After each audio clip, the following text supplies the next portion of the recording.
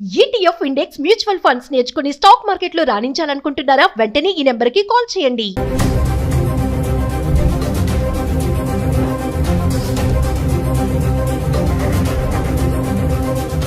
Hello viewers, welcome back to Suman TV. ప్రస్తుతం మనతో పాటు ఉన్నారు 20 ఇయర్స్ నుంచి అమెరికాలో ఉంటున్నటువంటి MNC ఎగ్జిక్యూటివ్ వీరభద్ర సార్ గారు. సార్తో మాట్లాడండి. నమస్తే సార్. నమస్తే.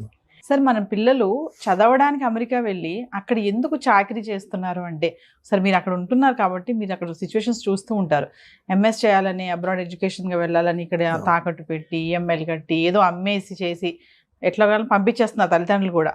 అక్కడికి వెళ్ళిన మన పిల్లలు మరి ఎందుకు ఇలాంటి చిన్న చిన్న దాంట్లో ఇంక చాకరీ అనే అనుకోవాలా అంటారా? అంటే ఏం చెప్తారు సార్ ఒకసారి? నేను చెప్పేది మీ వ్యూవర్స్కి అంత నచ్చకపోవచ్చు, బట్ ఇది ఒక క్రూడ్ అనాలిసిస్. ఇది అందరికీ వర్తిస్తుందంటే మేబీ నాట్. బాగా ఆస్తిపరులు స్థితిమంతులకి ఇది వర్తించకపోవచ్చు, బట్ వాళ్ళు కూడా ఈ విషయాన్ని అక్కడ అబ్జర్వ్ చేస్తుంటారు. ఏంటి అంటే, చాలా మటుకు మన పిల్లలు అమెరికాకి ఐవీ లీగ్ లాంటి టాప్ లెవెల్ స్కూల్స్కి అప్లై చేసి వచ్చేటటువంటి జీనియసెస్ తక్కువ ఉన్నారు. కొంతమంది లేరని కాదు, అలా డైరెక్ట్ అందులో అడ్మిషన్స్ సంపాదించి వచ్చిన వాళ్ళు ఉన్నారు. వాళ్ళు దానికి తగ్గ ఫైనాన్షియల్ ప్రిపరేషన్ తోటి రావాలి. అవి బాగా ఎక్స్పెన్సివ్. అవి $80,000 $80,000 పర్ ఇయర్ ఆర్ $100,000 వేసుకోండి పర్ ఇయర్ మినిమం ఎక్స్పెండిచర్ ఉంటుంది. 2 ఏళ్ళు మీకు మాస్టర్స్ చేస్తే $200,000. దానికి స్తోమత ఉంటే, మీకు చదువు ఉంది, తెలివి ఉంది, ఆ కాలేజ్లో మీకు అడ్మిషన్ వచ్చింది, మీకు స్తోమత ఉంది, రండి. వాళ్ళు వస్తారు, చదువుకుంటారు, they get place really well. తర్వాత మంచి ఉద్యోగాలు వస్తాయి వాళ్ళకి, and they really enjoy high class life. ఇక నెక్స్ట్ లెవెల్లో majority of our Indian students ఇది చాకరీలు జరగడానికి కారణం ఏంటంటే, majority of our Indian students, మనము we are predominantly a lower middle class society, Indian society. కొంత మిడిల్ క్లాస్ ఉండొచ్చు, కానీ అప్పర్ మిడిల్ క్లాస్ చాలా తక్కువ. మనంతా మిడిల్ నుంచి లోవరే. పేచెక్ టు పేచెక్ లైఫ్, ఇవన్నీ EMIs బేస్డ్ లైఫ్. ఈ పిల్లలు ఇక్కడ అండర్ గ్రాడ్యుయేషన్ చేస్తారు, BE BTech చేస్తారు. చేసి నాన్న నేను అమెరికాకి వెళ్ళాలి అంటే, మా నాన్న దగ్గర ₹1,00,00,000 లేవు నిన్ను అమెరికాకి పంపించడానికి. అందుకని వీళ్ళు ఏం చేస్తారంటే, వాళ్ళ సీనియర్స్ తోటి మాట్లాడతారు. నువ్వు వెళ్ళావు కదా, నీకెంత ఖర్చు అవుతుంది. వాడు వీడికి మంచి రోజీ పిక్చర్ ఒకటి ఇస్తాడు. ఏంటి అంటే, ఏం లేదురా, నువ్వు ఫస్ట్ సెమిస్టర్ పైసలు కట్టేసుకుని రా, చేతిలో ఇంకొక $1,000-2,000 నువ్వు ఖర్చుకు తెచ్చుకో. నువ్వు ఇక్కడ రాగానే మనం ఏదైనా పార్ట్ టైం సంపాదిద్దాం, దాంతో నువ్వు ఇక్కడ ఫీజు కట్టుకుని నువ్వు ఇక్కడ కంటిన్యూ అవ్వచ్చు. కాబట్టి మీ పేరెంట్స్ని ఒక ఫస్ట్ సెమిస్టర్కి ఫీ మాత్రమే. ఇన్ఫ్యాక్ట్ యూనివర్సిటీలు కూడా ఇన్సిస్ట్ చేస్తాయి, మీరు ఫస్ట్ ఫీ రూపీస్లో మీరు కట్టాలి అని. అంటే రిమోట్గా ఇండియా నుంచే మీరు ఆ ఫీ కట్టాలి. సో ఇక్కడ అమ్మ నాన్నల మీద ప్రెషర్ వేసి అది 10 లక్షల, 15 లక్షల, 8 లక్షల మొత్తానికి వాళ్ళ దగ్గర తీసుకొని ఆ ఫీజు కడతారు. వెళ్ళేటప్పుడు $2,000-3,000 ఖర్చు కోసం, ఇనిషియల్గా ల్యాండ్ అవ్వగానే అవసరాలు ఉంటాయి కదా, అది తీసుకుని వెళ్తారు. ఇది వెళ్ళిన వెంటనే ఈ లోపే ఇక్కడి నుంచి వాళ్ళ సీనియర్స్తో మాట్లాడుకుని ఉంటారు కదా, అన్నా నేను వస్తున్నా, నాకు ఇది కావాలి అంటే వాడైతే చెప్తాడు. అలానే వీళ్ళు వెళ్ళంగానే వీళ్ళ ప్రైమరీ ఫోకస్ ఏంటంటే, ఆ యూనివర్సిటీకి వెళ్ళి అక్కడ చదువుకోవాలా, క్లాసెస్ ఎక్కడున్నాయి, రూమ్స్ ఎక్కడున్నాయి, లైబ్రరీ ఎక్కడ ఉంది, ప్రొఫెసర్స్ ఎవరు, TS ఎవరు, ఇది ఫోకస్ కాదు. వీళ్ళ ఫస్ట్ ఫోకస్ ఏంటంటే, ఇమ్మీడియట్గా నేను ఒక part time job, it's not a job, so part time work నేను సంపాదించాలి. ఎందుకంటే నెల తిరగకుండా నాకు ఖర్చులు మొదలైపోతాయి. నాన్నకేమో నేను 10 లక్షలు ఫస్ట్ సీడ్ క్యాపిటల్ ఇవ్వు చాలు, తర్వాత ఏం అక్కర్లేదని చెప్పొచ్చాను. కాబట్టి ప్రైమరీ మోటివేషన్ డబ్బు సంపాదించడం మీద పడుతుంది. ఆ డబ్బు సంపాదించడానికి వీళ్ళకి ఉద్యోగాలు రావు అక్కడ. They are not eligible to receive a payment by cheque from anybody. That is unemployment అనే జాబ్. వాళ్ళకి ఇచ్చేది ఏంటి, ఆడ్ జాబ్స్ దొరుకుతాయి. That to through their friends. Gas స్టేషన్లో వర్క్ చేయడమా, దానికి గ్యాస్ స్టేషన్కి కన్వీనియన్స్ స్టోర్ అటాచ్డ్ ఉంటుందన్నమాట. సో ఆ కన్వీనియన్స్ స్టోర్లో వీళ్ళు క్లర్క్గా కూర్చోవడమా, లేకపోతే రెస్టారెంట్లో సర్వర్స్గా వర్క్ చేయడమా, అలా ఆడ్ జాబ్స్ ఏవో ఉంటాయి ఆపర్చునిటీస్, అవి వీళ్ళు చేయడం మొదలు పెడతారు. ఆయాలుగా కూడా చేస్తారంట కదా సార్, బేబీ సిట్టింగ్ చేస్తారు. మన అమ్మాయిలు కొంతమంది బేబీ సిట్టింగ్ చేస్తారు. అలా రకరకాలుగా ఉన్నాయి పనులు. వాళ్ళందరికీ on an average about $7.50 or $8 or మంచి ఎంప్లాయర్ అయితే $10 వరకు ఇస్తారు. నా ఫ్రెండ్ ఒక అతను ఉన్నాడు, $10 ఇస్తాడు అతను.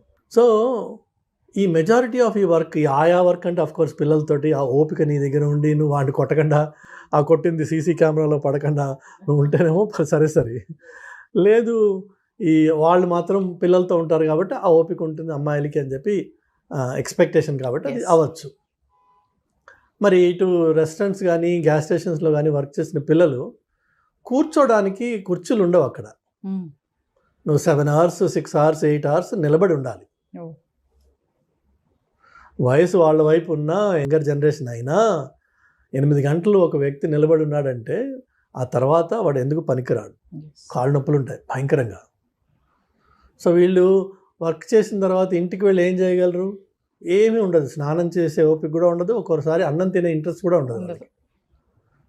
మహా అయితే 2 బీర్లు తాగి పడుకుంటారు. సో మీరు వచ్చిందేమో అక్కడ స్టూడెంట్గా, మీరు చేస్తున్నదేమో ఈ art job. Me art job becomes your primary focus, your student takes back seat. ఏదో వీక్లీ అసైన్మెంట్స్ ఏదైనా పెడితే అందులో ఇవాళ రేపు ఈ కోవిడ్ టైం తర్వాత కొన్ని కాలేజెస్ ఏం చేసేసాయంటే, మీకున్న 5 సబ్జెక్ట్స్లోంచి ఒక సబ్జెక్ట్కి మాత్రము వారంలో ఒక్కసారి కాలేజీకి రావాలి, మిగిలినవన్నీ మీరు రిమోట్గా ఆన్లైన్లో చూసుకోవచ్చు అని చెప్పి కొన్ని ఉన్నాయి ఫెసిలిటీస్. దాన్ని మనం పరిపూర్ణంగా అడ్వాంటేజ్ తీసుకుని ఆ ఒకదానికి మాత్రమే వెళ్ళి రావడము, మిగిలినంతా రిమోట్గా చూసుకోవడము, మన ఓన్ టైంలో ఆ క్లాసెస్ వాచ్ చేసుకోవచ్చు. కాబట్టి వాటికి రిలేటెడ్ ఎక్సర్సైజెస్ ఏవైతే ఉన్నాయో సబ్మిట్ చేసుకోవడము, ఇంకొక కాగితం ఎంఎస్ సంపాదించుకుంటాం. కానీ ఎంఎస్లో నువ్వు నేర్చుకున్నది ఏముండదు అక్కడ. ఎందుకంటే నీ ప్రైమరీ ఫోకస్ అంతా కష్టపడడంతో సరిపోయింది, ఆ కష్టపడిన తర్వాత వచ్చిన నీరసంతో సరిపోయింది, ఆ నీరసం తర్వాత పడుకున్న దాంతో సరిపోయింది. నీకు చదువుకునే టైం ఎక్కడుంది? దానివల్ల జీవితం ఏమైపోతుంది అంటే, నువ్వు స్టూడెంట్ అన్న పేరుతో వస్తావు కానీ ఈ నాన్ స్టూడెంట్ రిలేటెడ్ వర్క్ అంతా చేసి ఈ ఒకసారి డబ్బు సంపాదించడం మొదలుపెట్టాక మరి కోరికలు కూడా ఉంటాయి మనిషికి. అది న్యాచురల్ ప్రాసెస్. అది కోరికలు అంటే ఒక కారు కొనుక్కోవాలనో, లేదంటే మంచి ఫోన్లు కొనుక్కోవాలనో, లేదంటే ఇంటికి పైసలు పంపించాలనో. ఎందుకంటే వాళ్ళకి ఎక్స్పెక్టేషన్ ఉంది. వాళ్ళకి చెప్తావు కదా, నువ్వు నేను పని చేస్తున్నా, ఇక్కడ పైసలు సంపాదిస్తున్నాను. సో వాళ్ళకి ఎక్స్పెక్టేషన్ ఉంటుంది, అక్కడ పంపించాలి వెనక్కి. ఈ వెనక్కి పంపించాలనే ఒక బాధ్యత మీద పడంగానే మరింత స్ట్రెస్, ఇంకా తప్పదు నేను పని చేయాలనే ఎలా అయినా సరే లోకి వస్తుంది జీవితం. చివరికి ఈ పనికిరానికి సర్టిఫికెట్ ఒకటి ఉండి దానివల్ల ఉద్యోగం రాక ఈ సైడ్ జాబే మెయిన్ జాబ్ అయిపోయి ఇందులోనే మమేకం అయిపోయి ఇది ఇల్లీగల్ అని తెలిసి కూడా దాంట్లోంచి బయటికి రాలేని పరిస్థితి వచ్చేసి చివరికి ఈ ట్రంప్ లాంటి మహానుభావుడు రాగానే మనము భయపడడం మొదలు పెడతాం. ఇదంతా చేసింది ట్రంప్ కాదు పాపం, మనమే. అయితే మీరు చూస్తే యాక్చువల్గా ఈ మధ్యకాలంలో ఆన్లైన్లో మీరు న్యూస్ చూసి ఉండొచ్చు, చాలామంది స్టూడెంట్స్ ఈ ఇంటర్వ్యూస్ ఎక్కడైతే పోర్ట్ ఆఫ్ ఎంట్రీలో జరిగే ఇంటర్వ్యూస్లో వాళ్ళ దగ్గర వాళ్ళ ఫోన్ ఓపెన్ చేయించి అన్లాక్ చేసి ఫోన్ తీసుకుని వీళ్ళ వాట్సాప్ చాట్లు, వీళ్ళ ఈమెయిల్స్ ఆ ఆఫీసర్స్ చదివి ర్యాండమ్గా చూస్తారు. అన్నీ ఏం చూస్తారు వాళ్ళు ర్యాండమ్గా. ఎందులో అన్నా జాబ్ అనే మాట ఉందా, అట్లానే నీ బ్యాంక్ అకౌంట్ చూపించమని అడుగుతాడు వాడు. నీకు ఎవ్రీ 2 weeks ఎవరైనా ఒక క్రెడిట్ చేస్తున్నాడు అనుకో, క్యాష్ అయి ఉండొచ్చు, అది ఒక పర్టికులర్ అకౌంట్ నుంచి నీకు ఎవ్రీ 2 weeks పైసలు పడుతున్నాయి, which means you are working part time. So వాడు క్యాష్ ఇస్తున్నా నీకు డబ్బులు పడుతున్నాయి కదా, so which means you are working. నువ్వు మళ్ళీ అక్కడికి వెళ్ళినప్పుడు నీకు నెక్స్ట్ ఎంట్రీ వాడు రిజెక్ట్ చేస్తాడు. అందుకనే స్టూడెంట్స్ ఒకసారి అమెరికాకి వెళ్ళాక మళ్ళీ వెనక్కి రావడానికి భయపడతారు. ఎందుకంటే ఈ లకునాస్ వాళ్ళకి తెలుసు ఎలా పట్టుకోవాలో, ఆ తప్పులు వీళ్ళు చేశారు ఆల్రెడీ. అదర్వైజ్ నువ్వు స్టూడెంట్వి రాయల్గా వెళ్ళి రాయల్గా రా, నీ దగ్గర I-20 ఉంది, వీసా ఉంది, అక్కడ ఉన్నావు నువ్వు 6 నెలలు సంవత్సరమో వెళ్ళు రా నువ్వు. కానీ రారు మన వాళ్ళు. ఎందుకంటే మనం చేసిన తప్పు ఆ దొంగ మనలో ఉన్నాడు, వాడు పట్టుకోవడానికి అక్కడ రెడీగా ఉన్నాడు. ఇందుకే కష్టాలు. ఇన్స్టెడ్ ఆఫ్ దాట్ నా సలహా ఏంటంటే తల్లిదండ్రులకు కానీ పిల్లలకు కానీ, నువ్వు స్టూడెంట్గా అమెరికాకి నేర్చుకోవడం కోసం అది ఏదన్నా ఒక స్పెషలిస్ట్ స్కిల్ సెట్ నువ్వు సెలెక్ట్ చేసుకో ముందే, దాని మీద వర్క్ చేయి, దాని మీద స్పెషలిస్ట్గా మాస్టర్గా. That's what is masters. Right, the master అవడం కోసం దట్ లోకల్ అమెరికన్ కాంటెక్స్ట్లో ఈ మాస్టరీ ఎట్లా అప్లై చేయొచ్చు అన్నది నేర్చుకోవడం కోసం నువ్వు అక్కడికి వస్తున్నావు, అక్కడికి రావాలి. అంతేగాని అమెరికాలో ఉంటూ నీ నిత్యం జీవితం, నీ ఆలోచన, నీ పనులు, నీ పద్ధతులు అన్నీ ఇండియన్గానే ఉన్నాయి, ఇండియన్ ఓరియంటెడ్గానే ఉన్నాయి. సినిమాలు చూడడం, షికార్లు చూడడం, అన్నా తంబి ఏమని వీళ్ళతోటి తిరగడం, ఇవే ఉంటే నువ్వు అమెరికాలో ఉండి చేసిందేం లేదు. Nothing has changed other than your physical location. You continue to live like an Indian in America. So masters చేస్తూ మాస్టర్స్గా స్కిల్స్ నేర్చుకుని ఆ స్కిల్స్ ఏ డొమైన్కి అప్లై అవుతాయి, ఎలా అప్లై అవుతాయి, అది అక్కడ ఉన్నావు కాబట్టి అది అవకాశం నీకు. For simple example, silly example ఏంటంటే ఇక్కడ మీకు పెట్రోల్ ధర ₹118.50 అలా ఉంటుంది. అక్కడ మీకు ₹118.5005 4 digits ఉంటుంది, డెసిమల్ తర్వాత 4 decimals ఉంటుంది. సో ఎందుకు అట్లా? Have you ever asked anybody? So నీ 4th level యాక్యురసీకి వెళ్ళాలి అని చెప్పి ఆ పర్టికులర్ ఫీల్డ్లో ఉంది. In another field maybe no. ఇప్పుడు insurance premiums are always rounded off, there is no pennies anywhere, it's always to the $. ఎందుకట్లా? సో మీకు ఈచ్ డొమైన్లో నువ్వు అక్కడ లోకల్గా ఉన్నప్పుడు నలుగురితో మాట్లాడి అడిగి నేర్చుకుని నీ టెక్నికల్ స్కిల్ని ఆ డొమైన్కి అప్లై చేసే అవకాశం ఉంది. అది నీ మాస్టరీ అంటే, అది నువ్వు మాస్టర్స్ చేయడం అంటే. అంతేగాని అక్కడికి వచ్చేసి ఈ సైడ్ కిక్ని మెయిన్ కిక్ చేసుకుని అసలు నీ మెయిన్ ఫోర్స్ని పక్కన పెట్టేటప్పటికి 2 ఏళ్ల తర్వాత అన్ని కష్టాలు మొదలవుతాయి. నీ చేతకానితనంతో నీకు ఉద్యోగం రాదు కాబట్టి నువ్వు మార్కెట్ని బ్లేమ్ చేస్తావు. ఆ బ్లేమ్ మీద నువ్వు పేరెంట్స్కి చెప్పుకుంటావు, నాన్న రావట్లేదు, అమ్మ రావట్లేదు, అమెరికా నాశనం అయిపోయింది, ట్రంప్ వచ్చి ఇది చేశాడు. పాపం ఆయన ఏం చేయలేదు ఇంకా, ట్రంప్ ఆయన వేరే బిజీలో ఆయన ఉన్నాడు, ఇంకా దీని మీద ఫోకస్ చేయలేదు. బట్ పిల్లలు దయచేసి, అలాగే తల్లిదండ్రులు కూడా, వీళ్ళది తప్పు. పేరెంట్స్ కూడా చాలా మంది సార్, ఇప్పుడు అంటే మీరు అన్నారు కదా, ఇప్పుడు పేరెంట్స్ కూడా చాలా మంది ఏంటంటే, ఇగో పంపిస్తున్నాను అక్కడికి వెళ్ళి నువ్వు ఏదైనా జాబ్ చూసుకొని నువ్వు కట్టుకోవాలి అని చెప్పేసి ఇప్పుడు ఎడ్యుకేషన్ లోన్ తీసుకుంటున్నాము. కమింగ్ టు ఎడ్యుకేషన్ లోన్, ఆ ఎడ్యుకేషన్ లో నువ్వే కట్టుకోవాలి, అక్కడ ఏం చేస్తావో మాకు తెలియదు, జాబ్ ఎత్తుక్కో, ఫస్ట్ జాబ్ ఎత్తుక్కో, ఇది ముందు చెప్తారు పేరెంట్స్ కూడా. కొంతమంది ఉన్నారు, అందరూ కాదు, ఖచ్చితంగా నువ్వు జాబ్ ఎత్తుకోవాలి, జాబ్ చేసుకుంటూ నువ్వు చదువుకోవాలి. మరి పేరెంట్స్ మైండ్ సెట్ కూడా ఇలా ఉంది కదా సార్. అయితే పేరెంట్స్కి ఫస్ట్ వాళ్ళకి దయచేసి ఈ వీడియో చూసిన వాళ్ళు గ్రహించండి, అమెరికాకు వచ్చి మీ స్టూడెంట్ జాబ్ చేసే ప్రసక్తి లేదు, అది జాబ్ కాదు. మీరు ప్రత్యేకంగా వాడికి లక్షలు ఖర్చు పెట్టి మీరు వాడిని ఎక్కడికి పంపిస్తున్నారంటే కూలి పనికి పంపిస్తున్నారు. చక్కగా గారాభంగా పెంచుకున్న కొడుకునో కూతురునో మీరు కూలి పని కోసం అని చెప్పి అమెరికాకి లక్షలు ఖర్చు పెట్టి ఆ కూలి పని చేసుకుని నువ్వు చదువుకో అని చెప్పి పంపిస్తున్నాను. ఇన్నాళ్ళు ఇంట్లో కనీసం ఇటు గిన్నె తీసి అటుపక్క పెట్టని పిల్ల కూడా అక్కడికి వెళ్ళి బేబీ సిట్టింగ్ చేస్తుంది. బేబీ సిట్టింగ్ అంటే ఏదో ఉత్తరే ముద్దు పెట్టి ఆడుకుంటే సరిపోలా, అన్ని పనులు చేయాలి. డైపర్ మార్చడం నుంచి వాడికి పాలు పెట్టడం వరకు. కొంతమంది పిల్లలు కొద్దిగా పెరిగిన వాళ్ళు కొట్టించుకోవాలి, వాడు పిల్లడు, వాడు like a servant. You are like కాదు, you are a servant. So అది ఒకటి ఎత్తు. రెండోది వచ్చేసి మీరు ఆలోచించండి, ఒక స్టూడెంట్గా వెళ్ళిన పిల్లవాడు, స్టూడెంట్ లైఫ్ అయిపోయింది, మాస్టర్స్ మొత్తానికి ఏదో కాపీ కొట్టో వాడిని అడిగో వీడిని అడిగో కంప్లీట్ చేశాడు, వాడికి అసలు ఉద్యోగం రావట్లేదు, వాడికి కారు కొనుక్కునే హక్కు లేదు, వాడికి డ్రైవర్స్ లైసెన్స్ రాదు, వాడికి ఒక రియల్ లైఫ్ ఎంజాయ్ చేయాల్సిన అవకాశం దొరకదు. కానీ ఇండియాలో మాత్రం 25 లక్షలు 20 లక్షలు స్టూడెంట్ లోన్, ఎడ్యుకేషన్ లోన్ తీసుకుని వెళ్ళాడు, దాన్ని రీపే చేయాల్సిన బాధ్యత వాడి మీద ఉంది. కాబట్టి వాడు వెనక్కి రాలేడు. అలాంటి వాడి స్టేట్ ఆఫ్ మైండ్ ఆలోచించండి, వాడు ఎంత కష్టపడుతున్నాడో అక్కడ తీర్చాలి, పెట్టిన డెబ్ట్స్ అన్ని క్లియర్ చేయాలి, ఏదో చేయాలి ఇక్కడ. నేను అది మగపిల్లవాడు, మగపిల్లవాడు. ఆడపిల్ల ఏం చేస్తుంది? నేను ఆ విషయాలు చెప్పదలుచుకోలేదు, కానీ పరిస్థితులు చాలా ఘోరంగా ఉన్నాయి వీళ్ళకి. దేశం కాని దేశంకి వెళ్ళి కమ్యూనికేషన్ స్కిల్స్ కూడా లేక అక్కడ కొన్ని పనులు చేయకూడదు. షాప్ లిఫ్టింగ్ చేసి పట్టుబడిన ఆడపిల్లలు ఉన్నారు, మీరు ఆన్లైన్లో చూడొచ్చు వీడియోస్. ఎందుకు చేశారు shop lifting?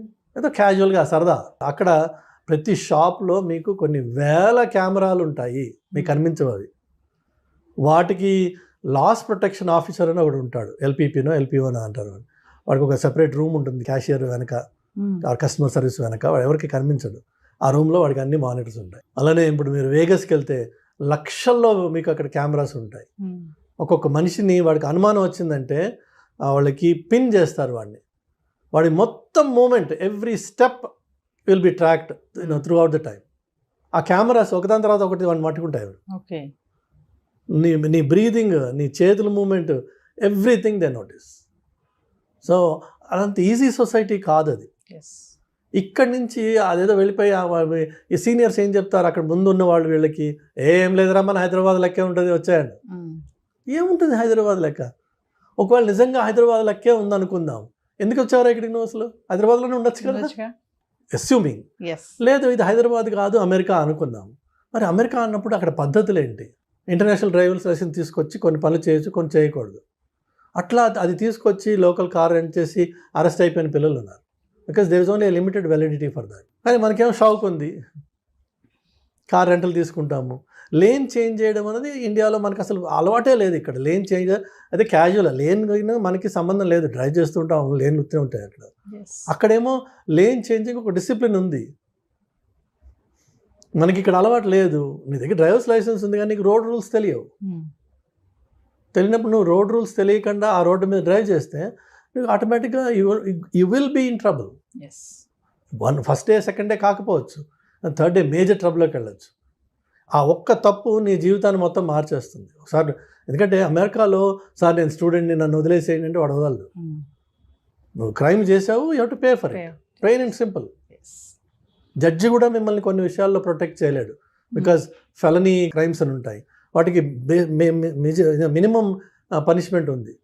Judge has to give it between 5 to 15 అంటారు. So judge has to give minimum 5 కంటే తక్కువ ఇవ్వలేడు ఆయన, 15 కంటే ఎక్కువ ఇవ్వలేడు. బట్ లా అలా డిక్టేట్ చేసింది కాబట్టి judge also is bound by that.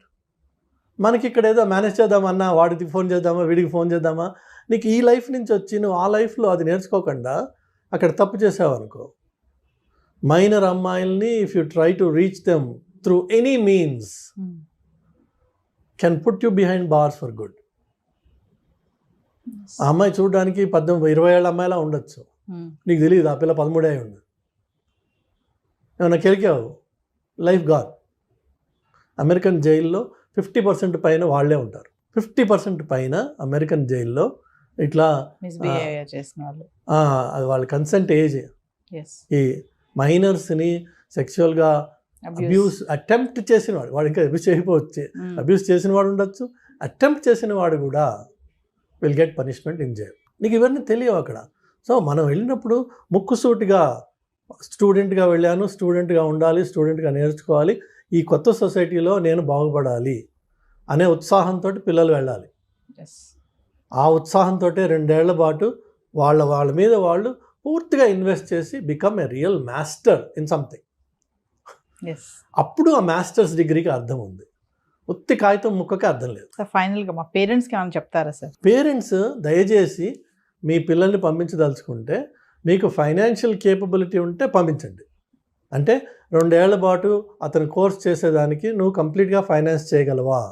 2 ఏళ్ల పాటు అతను లేక ఆమె హాస్టల్లో ఉండి కాలేజ్ క్యాంపస్లో ఉంటూ మంచి స్టూడెంట్గా ఒక లైబ్రరీలో మ్యాక్సిమం టైం స్పెండ్ చేస్తూ అవకాశం దొరికితే కాలేజ్ క్యాంపస్లోనే 20 hours అది అవకాశం దొరికితే, కండిషనల్ అది కాదు. దొరక్కపోయినా నేను నా పిల్లాన్ని ఫండ్ చేయగలను అంటే పంపించు. అంతేగాని ఈ నాకు ఫస్ట్ 10 లక్షలు 5 లక్షలు పెట్టు, నేను మిగిలిన అక్కడ చూసుకుంటాను అని వెళ్తే పిల్లలు విపరీతంగా కష్టపడతారు, మానసికంగా చాలా కష్టపడతారు, చెప్పుకోలేక కష్టపడతారు, విపరీతమైన ప్రెషర్స్ వాళ్ళకి. అనవసరంగా మనం తీసుకెళ్ళి వాళ్ళని ఒక నరకంలో తోసిన వాళ్ళం అవుతున్నాం. ఈ సిచ్యువేషన్ ఇంకా చెడుతుందే తప్ప అది ట్రంప్కి మీరు ఆపాదించవచ్చు. అన్ఫార్చునేట్గా పాపం ఆయన చేసింది ఏం లేదు ఇందులో. పాపం వల్ల వచ్చింది ఏంటంటే మన అప్రోచ్లో వచ్చిన పాపం ఇది. దానివల్ల ఈ సిచ్యువేషన్ ఇంకా చెడుతుంది. ఇప్పుడు ఒక ఊర్లో ఎన్ని రెస్టారెంట్స్ ఉంటాయమ్మా, ఎన్ని లక్షల మందికి వాళ్ళు ఉద్యోగాలు ఇవ్వగలరు? నీ ఫస్ట్ ఇయర్ స్టూడెంట్ ఉన్నాడు కదా అక్కడ, ఆల్రెడీ అక్కడ వర్క్ చేసిన వాడు, ఇప్పుడు కొత్తగా స్టూడెంట్ వచ్చాడు, అదే రెస్టారెంట్లో వాడికి ఏమి ఇస్తాడు? రెస్టారెంట్స్ అయితే పెరిగిపోవట్లేదుగా నీ స్టూడెంట్స్ లాగా, కానీ ప్రతి సంవత్సరం 10,000 మంది దిగుతున్నారు ఒక టౌన్లో. ఎంతమందికి వస్తాయి ఉద్యోగాలు? సో ఇందులో కొంతమందికి వస్తాయి, కొంతమంది రావు. రానివాడు ఏం చేయాలి మరి? ఇప్పుడు హీనంగా బతుకుతున్నారు మన పిల్లలు. దానికి తల్లిదండ్రులు సహకరించి వాళ్ళని పంపిస్తున్నారు అక్కడికి. దయచేసి పంపించకండి. మీ దగ్గర ఆర్థిక స్తోమత ఉంది, మీ పిల్లవాడికి అంత తెలివి ఉంది, వాడు మంచి స్టూడెంట్, ఇక్కడ చదువుకున్నాడు, వాడికి ఫోకస్ ఉంది, అక్కడికి వెళ్తే మరింత బాగుపడతాడు, నేను దాన్ని ఫండ్ చేయగలను, నా దగ్గర డబ్బులు ఉన్నాయి, ఇల్లు అమ్మైనా సరే నేను వాడిని పంపిస్తా, ఇదే నా ధ్యేయం, వండర్ఫుల్, చెయ్యి. అంతేగాని బిడ్డ నేను 20 లక్షలు తీసుకొచ్చా, నేను ఈ 20 లక్షలే నీకు తీసుకెళ్ళు, నువ్వేం చేసుకుంటావు చేసుకో, అక్కడ తర్వాత నుంచి నీదే లైఫ్ అని పంపించొద్దు. పంపిస్తే వాళ్ళు చాలా చాలా చాలా చాలా కష్టపడతారు. నరకానికి మీరు డోర్ ఓపెన్ చేసిన వాళ్ళు అవుతున్నారు. చేయకండి ప్లీజ్.